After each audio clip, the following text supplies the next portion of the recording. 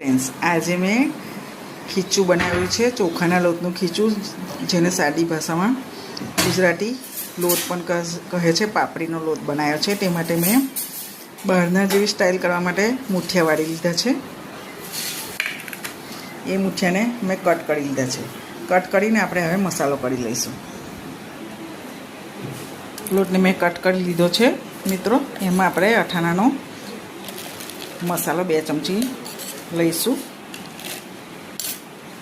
સિંગ તેલનો જ ઉપયોગ કર્યો છે, એટલે થોડું સિંગ તેલ લઈશું અને બરાબર હલાવી મિક્સ કરી લઈશું. જો મિત્રો, આપણે મસાલેદાર લોટ તૈયાર કરી લીધો છે.